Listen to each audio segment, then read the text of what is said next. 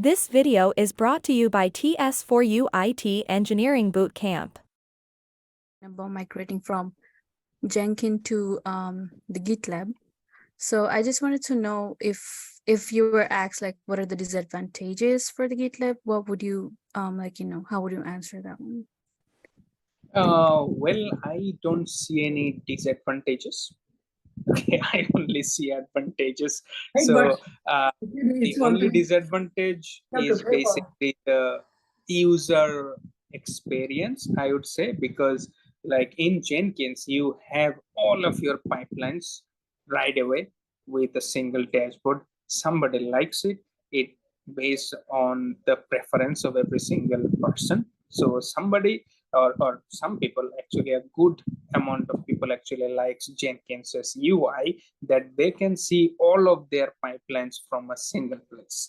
In GitLab, you basically need to go through all of your repos to see the current status of the pipelines, and not everybody likes it.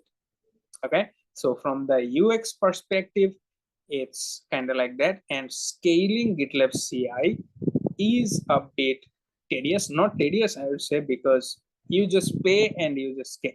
But in Jenkins, you don't have to pay, you just need to scale with your workers. So some people actually find this easier because I don't need to pay, I don't need to rely on the GitLab for my scaling, I just can scale it by myself. So yeah, that's kind of like managing your on-premise versus managing on the cloud. And still nowadays, many people don't like cloud because they feel like it's like taking their job. Okay, because they work on the on-prem, so cloud is taking their job, and then they don't like on-prem the cloud at all. So yeah, it's really depends on the preference. But the cloud-based pipelines are always good because it will let you focus on the deployment, not managing your CI/CD. Okay, so it's always better to have a managed solution.